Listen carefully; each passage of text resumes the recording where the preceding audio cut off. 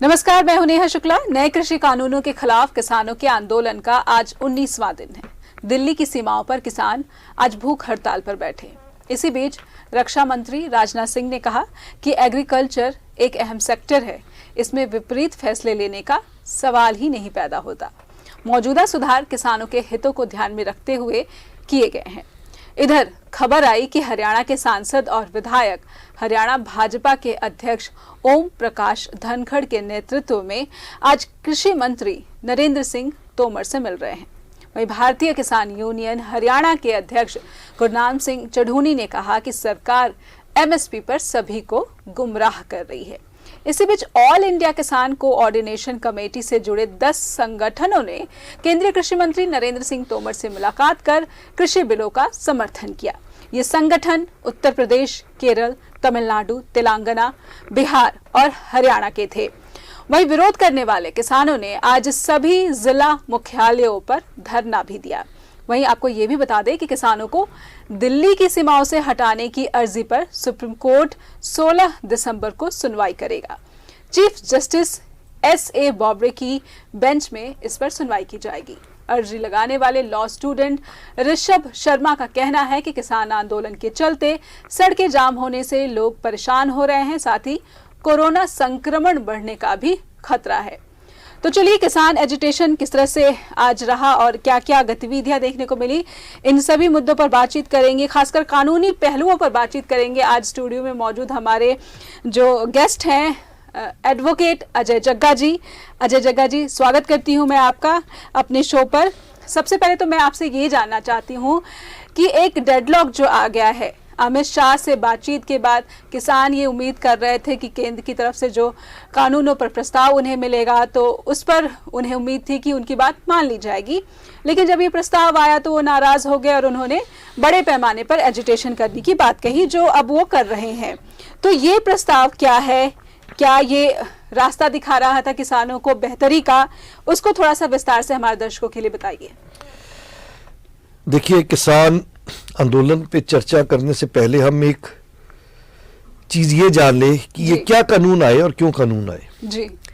एक तो जब हम 2001, 2005, 2011, 2016, 2021 का आंकड़ा अभी आना बाकी है जी। ये जब सेंसस के अंदर गए तो उसके अंदर से कुछ डिटेल्स आई सामने, जिसमें उसने बताया कि जो किसानों की संख्या है वो 13-14 मिलियन, मतलब 1 करोड़ 30 लाख, 40 लाख, 50 लाख से घटती चली गई। फिर वो घटते घटते जो लास्ट 2015 का सेंसस आया उसके अंदर वो 9.6 मिलियन, मतलब 96 लाख किसान जो है वो आपका आंकड़ा बताता है। तो एक तो किसानों की संख्या हर साल घटती जा रही है। दूसरा, जो किसानों के पास एवरेज जमीन है, जो लैंड सीलिंग है, जो लैंड होल्डिंग है रादर, वो भी कम होती जा रही है। तो एक तरह से ये एक चीज सिद्ध है कि लगातार किसानों की जो इनकम है वो कम होती जा रही है, उनकी जमीन कम होती जा रही है और किसान की संख्या भी कम होती जा रही है, क्योंकि अगर खेती में उनको अपने रोजी रोटी और परिवार को चलाने का साधन नजर नहीं आएगा, आमदनी नजर नहीं आएगी, तो वो अपनी जमीन को बेचना शुरू करेंगे और किसान अपना काम छोड़कर किसी और काम में चला जाएगा। वो अन्नदाता है, जाएगा तो किसी भी देश के अंदर इस तरह का बवाल तो खड़ा होगा। बिल्कुल। उन चीजों को देखते हुए सरकार को इसका जो एक बेस मिला वो ये मिला कि अगर किसानों की संख्या कम हो रही है, अगर किसानों की जमीन कम हो रही है, तो कहीं ना कहीं जो हमारा सिस्टम है जिसके अंदर फसल की खरीद और बेच की जाती है, उसके अंदर कहीं ना कहीं कोई त्रुटियां हैं, खामियां हैं, जिसको हमें सुधारने की आवश्यकता है। जी, ठीक है। उसके अंदर उन्होंने 3 हिस्से बना दिए और उन 3 हिस्सों के अंदर एक तो बना दिया उन्होंने जो सेल ऑफ एग्रीकल्चर प्रोड्यूस है, कि आप जो फसल आएगी वो कहाँ बिकेगी, मंडी में बिकेगी, एग्रीकल्चर प्रोड्यूस मार्केट कमेटी में जाएगी जी। दूसरा आ गया कॉन्ट्रैक्ट फार्मिंग, कि कॉन्ट्रैक्ट फार्मिंग का प्रावधान पहले नहीं था, लेकिन अब कॉन्ट्रैक्ट फार्मिंग का प्रावधान कर दिया जी। तीसरा एक एसेंशियल कमोडिटीज का लॉ था, जिसके बारे में इस देश में हम बचपन से सुनते आए हैं कि ये एसेंशियल कमोडिटीज कानून जो है ये एक से ब्लैक मार्केटिंग पैदा होती है और जब सरकार जितना चेक लगाती है उतना लोग उसको प्याज है उसको इकट्ठा कर लेते हैं, चावल इकट्ठा कर लेते हैं, आटा, उससे क्या होता है कि ब्लैक मार्केटिंग शुरू हो जाती है। तो उन्होंने कहा कि अगर ये 3 मुद्दे हैं, इन तीनों के कानून लाए जाएं केंद्रीय स्तर पर और सुधार किया जाए तो इससे फार्मर की इनकम बढ़ेगी, फार्मर जो है वो अपनी जो फार्मिंग है उसी से जुड़ा रहेगा और देश के अंदर ये जो फार्मर्स के हालात दिन ब दिन खराब हो रहे हैं वो सुधरेंगे। इस मंशा के साथ वो कानून आ गए। पर ये कानून लाने से पहले ये जो कहा जा रहा है कि ये जो मैटर था ये आता है under the state list of 7th schedule of constitution, तो ये राज्य सरकारों का हक है। क्यों इन राज्य सरकारों के साथ जो स्टेक होल्डर्स हैं नीति निर्धारण में, उनसे बातचीत नहीं की गई? देखिए, जो हमारा संविधान है उसके अंदर जो आप 7th शेड्यूल की बात कर रहे हैं, हमारा संविधान दुनिया के बेहतरीन संविधानों में से एक है और इसके अंदर हर तरह का कंपार्टमेंटाइजेशन या जिसको हम बोलते हैं अपना अपना हिस्सा बांटा हुआ है। क्योंकि हम फेडरलिज्म में यकीन करते हैं तो इसमें केंद्र सरकार का अपना एक हिस्सा है, राज्य सरकारों का अपना हिस्सा, और कुछ सब्जेक्ट ऐसे हैं जो कंकरेंट लिस्ट में जिसके अंदर दोनों हैं। तो अब जहां जहां सरकार को लगता है कि सुधार करने के लिए कॉन्स्टिट्यूशन के अंदर जो सब्जेक्ट्स हैं उसके अंदर कोई तब्दीली करनी चाहिए वो करते हैं। मसलन 2017 के अंदर जीएसटी आ गया। अब जीएसटी के अंदर पहले सर्विस टैक्स केंद्रीय सरकार लगाती थी, सेल टैक्स राज्य सरकारें लगाती थी। लेकिन जीएसटी में हम इसको लाए, हमने कानून के अंदर तब्दीली की। हालांकि उसके अंदर स्टेट्स ने अपनी रजामंदी दी और उसके बाद वो अब ये केंद्र इसको कानून को लगा रहा है और उस कानून के अंदर सब कुछ सबको ठीक लग रहा है। हमारी टैक्स की कलेक्शन भी बढ़ी है, लेकिन उसके अंदर लेकिन ये राज्य सरकारों के बीच बार बार ये कहता है कि हमारा इतना बकाया है, केंद्र दे नहीं रहा है, हमारा जो खर्चा है वो हम पर भारी पड़ रहा है, हमारा पैसा दे दीजिए। इस तरह की जो लड़ाई है ये भी देखने को मिलती है। हाँ, आप बिल्कुल सही कह रही हैं, मैं इसके ऊपर आऊंगा, लेकिन मैं आज थोड़ा फार्मर पर टिका हुआ हूं।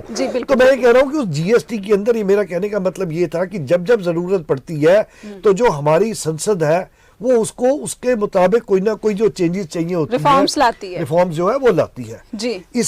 इसी कड़ी के अंदर ये इन्होंने रिफॉर्म्स लाए गए। अब जो इस समय डेडलॉक चल रहा है या जो आंदोलन चल रहा है उसका मेरे दिमाग के हिसाब से या जो प्रैक्टिकल अप्रोच है, सबसे बड़ी खामी तो ये रही कि जो हमारा विपक्ष है देश में जी, वो बड़ी बुरी हालत में है। विपक्ष का रोल अगर सकारात्मक हो या विपक्ष हो तो जो लोग सत्ता में बैठे हैं उनके ऊपर एक चेक रहता है। वो किसी काम को करने से पहले 10 बार सोचते हैं और विपक्ष उनको करेक्ट करता है कि आपका ये काम गलत है, इसको ऐसे नहीं ऐसे किया जाना चाहिए। लेकिन जब ये कानून आए तो उस समय जो विपक्ष का रोल था वो तो कहीं नजर ही नहीं आया।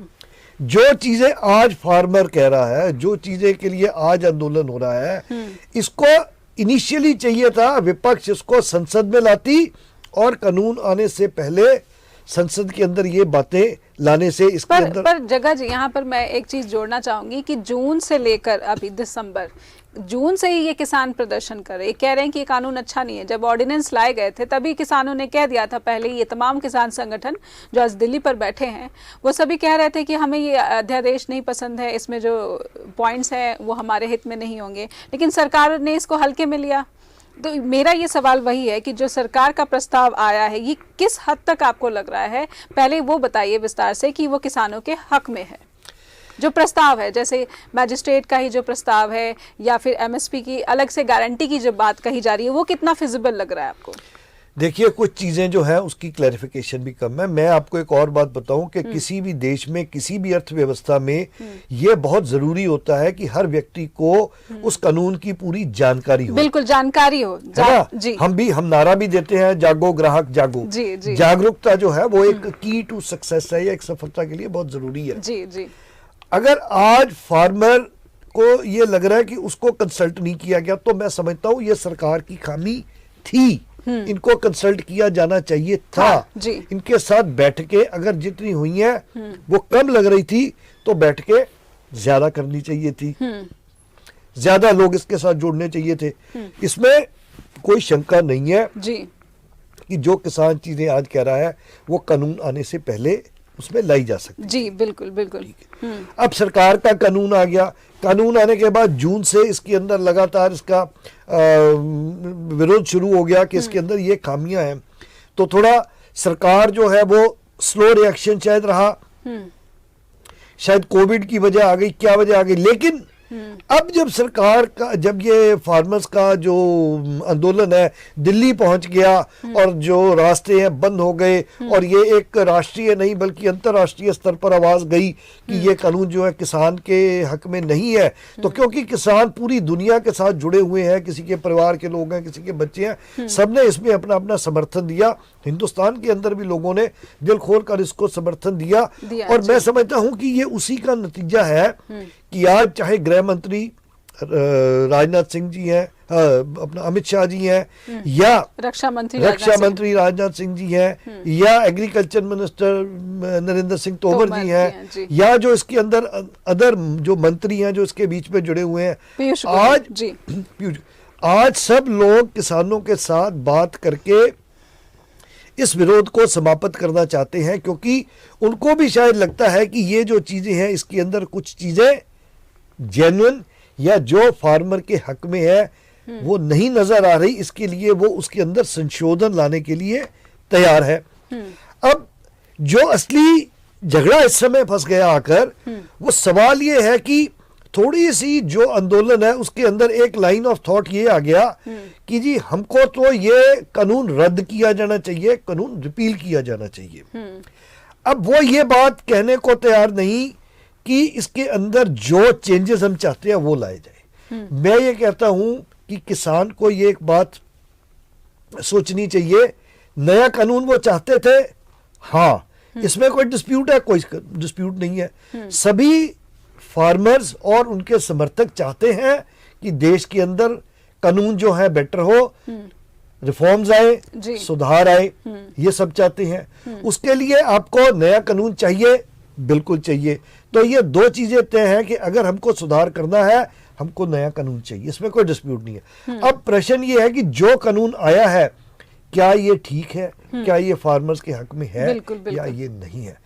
मेरा मानना ये है कि हमारी या जो मेरे किसान भाई हैं उनकी जो मांग है वो कानून रिपील करने की बजाय ये हो कि हमको कानून में ये चीजें चाहिए, हमको एमएसपी इतना चाहिए, हमको अगर कर्जे की बात थी, मुझे कोई राजस्थान से यहाँ किसान आए, मैंने उनको पूछा कि आपको क्या दिक्कत लग रही है, वो कहने लगे कि ये तो प्राइवेट लोग, इसके अंदर कॉर्पोरेट सेक्टर आ गया और अगर वो 1000 करोड़ की फसल खरीद के ले जाता है और 400 करोड़ देता है और 600 करोड़ बैलेंस है तो हम लोग कहाँ धक्के खाते फिरेंगे। तो मैंने उनसे पूछा कि आपका पहले क्या सिस्टम था, वो कहते अगर वो आड़ती पैसे नहीं देता था तो हम एसडीएम के पास जाके कंप्लेंट और अपना क्लेम डाल देते थे। तो जब मैंने ये कानून को थोड़ा ध्यान से पढ़ा, इसके अंदर गया, इसको जाकर देखा, तो जो एसडीएम के पास उनके क्लेम थे उसका प्रावधान मुझे मिला, जिसकी आज क्लैरिफिकेशन अगर आप देखेंगे तो भारत सरकार ने भी करी हुई है। यानी इस जो बिंदु पे जो किसान नाराज था इसको सरकार ने सुधार लिया है। यस, उसका उन्होंने आज इसके ऊपर एक स्पष्टीकरण भी दे दिया कि आपको अगर पैसे की दिक्कत है, आपको कोर्ट के अंदर धक्के नहीं खाने हैं, कचहरियों के अंदर धक्के नहीं खाने हैं, जो कि वाकई एक बहुत ज्यादा मतलब इट्स ए पेनफुल प्रोसेस के कोर्टों के अंदर जमीन अगर फसल के लिए किसान को कचहरी में जाना पड़े तो ये बहुत दुखदाई और बहुत ही दुर्भाग्यपूर्ण है। लेकिन सरकार ने इसको क्लैरिफाई कर दिया कि नो, आपको एसडीएम के पास ही आप अपने क्लेम लॉन्च कर सकते हैं, वो चाहे कॉर्पोरेट सेक्टर है चाहे आड़ती है, जहां बेचेंगे अगर पैसे का कोई डिस्प्यूट आता है तो वो एसडीएम के पास आएगा। तो वो मुझे कहने लगे अच्छा हाँ ये बात तो ठीक हो गई, ये हमें क्लैरिफाई नहीं थी। तो एक तो सरकार ने भी जिस तरह से इसको लाए उसके बाद कोई पूरी तरह क्लैरिफिकेशंस नहीं हुआ। दूसरा मैं ये समझता हूं कि सरकार को भी और जो पार्टियां सत्ता में भी हैं उनको चाहिए था अपने जितने सांसद हैं, जितने उनके एमएलएज हैं, जितने उनके कॉरपोरेशन के अंदर उनके काउंसलर बैठे हैं, उनको बोलते कि आप अपने अपने एरिया में जाइए और इस कानून की जानकारी ऊपर से लेके नीचे तक अपने किसानों के साथ शेयर कीजिए और किसानों से अगर जो जो उनके इसमें विरोध है उसको लिखिए। वो रिपोर्ट जो थी वो बनके पहले तो नीचे से जिले पे जाती, जिले से राज्य पे जाती, राज्य के बाद सरकार के पास जाती, और उसको वो कंपाइलेशन करके उसके अंदर सुधार जो थे सरकार उसको प्रपोज कर देती। एक मेरा उस कानून के उस पॉइंट पे मैं आपसे राय लेना चाहूंगी, जिसमें ये कहा गया है कि जो प्राइवेट बायर होगा उसको ये इन सब चीजों से आजाद रखा गया है, ना ही उसे मार्केट फीस देनी है, ना ही उसे कोई दूसरी फीस देनी है। इस बात पर भी किसान काफी नाराज है। मैं तो खुद कह रहा हूं, अगर उनको लगता है कि कॉर्पोरेट सेक्टर को ये छूट क्यों दी गई है, ये जो छूट है ये तो किसान के हक में जा सकती थी। जितना सरकार इसमें खर्चा कर रहा है छूट देके, वही किसानों में बांट देता तो किसानों की एमएसपी बेटर हो जाती है, सुधार हो जाता।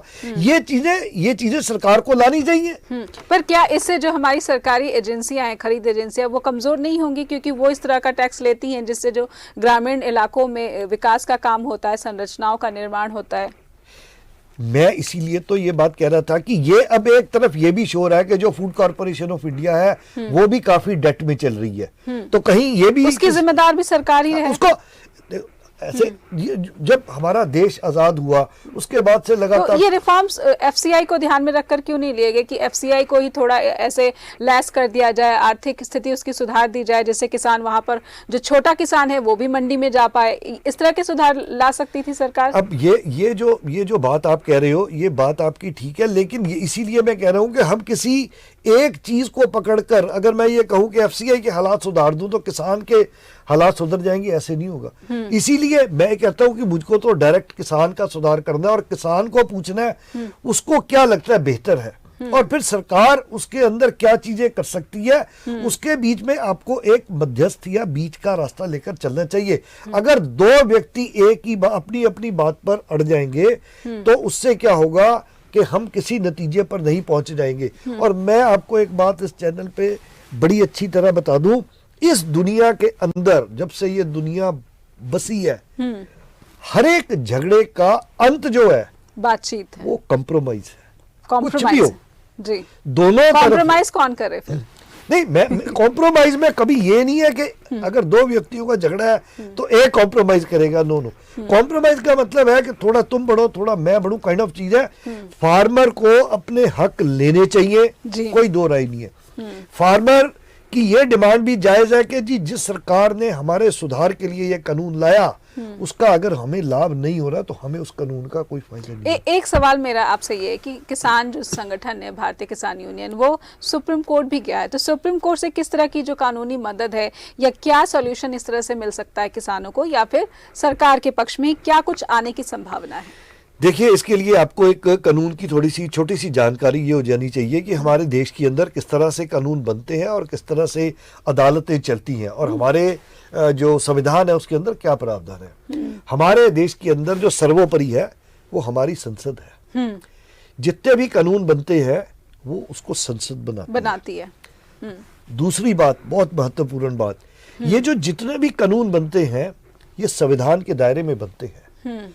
अगर संसद भी आज कहे कि मैं संविधान के दायरे के बाहर कोई कानून बनाना चाहती हूं या उसकी सोच है, वो नहीं बना सकती, क्योंकि वो तुरंत चैलेंज हो जाएगा कि संसद जो है वो संविधान के परे जा रही है।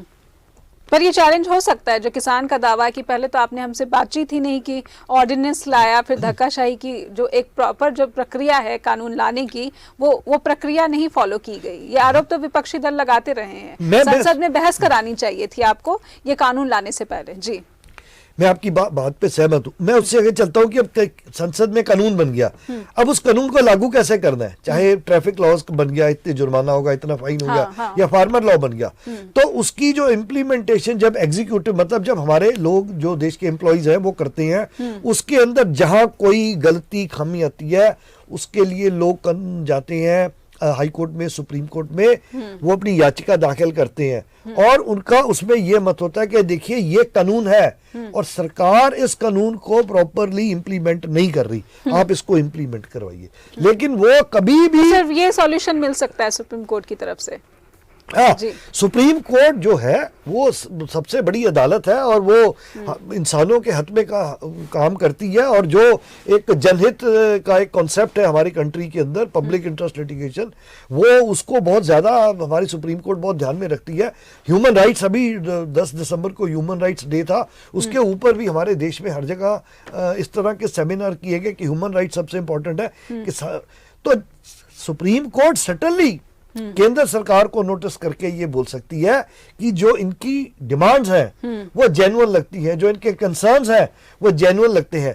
आप इस पर देखिए आप क्या कर सकते हैं, आप इसके सुधार कर सकते हैं। मान लो किसी आदमी को कोई दिक्कत है, वो एक रिप्रेजेंटेशन फाइल करता है, तो कोर्ट जो है काफी बार राज्य सरकार या केंद्र सरकार जो भी लागू हो उसको इस तरह के निर्देश देती है कि भाई इसकी जो रिप्रेजेंटेशन आई है, जो अर्जी आई है या दरखास्त आई है, आप इसको कानून के दायरे के अंदर प्रॉपरली एग्जामिन करके डिसाइड करो। तो सटनली सुप्रीम कोर्ट जो है वो केंद्र सरकार को कह सकती है कि जिस तरह का माहौल इस समय देश में है उससे हर आदमी परेशान है, फार्मर भी परेशान है, आम जनता भी परेशान है। तो सरकार का ये दायित्व है कि इस गतिरोध को, इस विरोध को कैसे खत्म किया जाए। सुप्रीम कोर्ट उनको बोल सकती है कि आप किसानों की जो भी डिमांड्स आई हैं इनको पूरी तरह से एग्जामिन कीजिए और उसके ऊपर कोई ऐसा रास्ता निकालिए जिससे उनको भी सेटिस्फेक्शन हो। और दूसरी ओर वो किसान यूनियन को भी कह सकते हैं कि देखिए, अगर सरकार एक कंसल्टेशन प्रोसेस जिसको बोलते हैं वो करती है, आप कंसल्टेशन प्रोसेस में जाइए, अपनी डिमांड्स रखिए,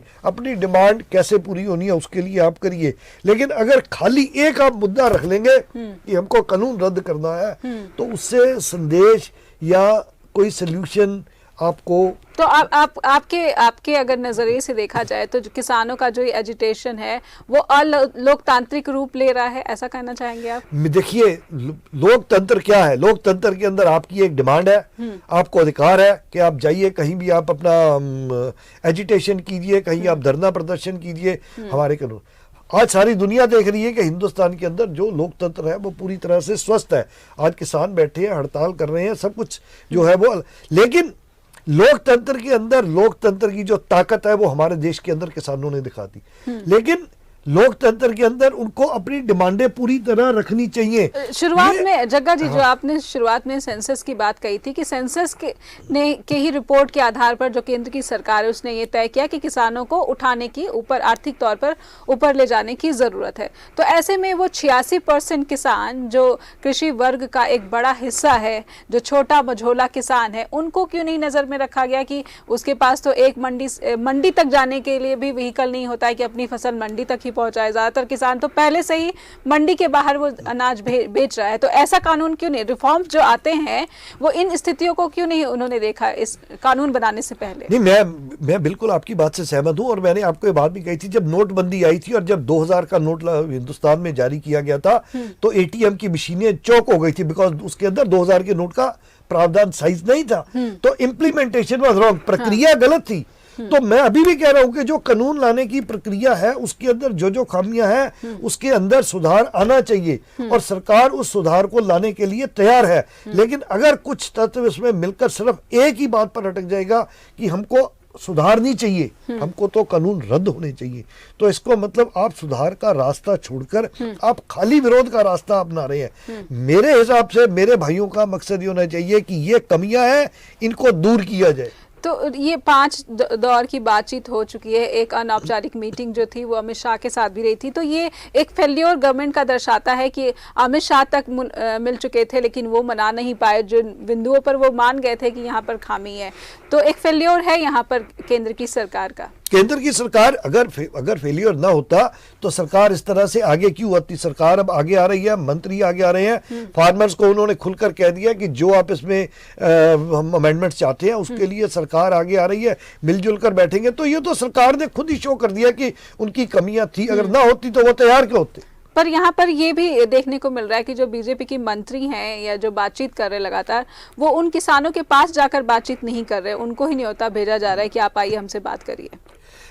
देखिए, बात अगर करना चाहते तो आप भी आगे बढ़ सकते हैं बातचीत के लिए। मैं चाहता हूं दोनों को मिलजुल कर आगे बढ़ना चाहिए और मध्यस्थता का एक रास्ता अपनाना चाहिए और किसान की खुशहाली के लिए प्रयत्न करने चाहिए। जी, बहुत बहुत शुक्रिया अजय जग्गा जी, आपसे जानने की कोशिश की कि कानूनी ये जो अड़चने हैं वो क्या हैं, क्या किसानों को किस तरह से इस डेडलॉक को खत्म करने की कोशिश करनी चाहिए, सरकार कहां पर कमजोर है, सरकार को किस तरह से आगे बढ़ना चाहिए और किसान भाइयों के हक में कानून या रिफॉर्म्स लाने चाहिए। हालांकि गतिरोध अभी भी बना हुआ है, ऐसा लगता है कि आने वाले भविष्य में क्या ये गतिरोध टूटेगा, इस पर संशय बरकरार है। फिलहाल इतना ही, नमस्कार।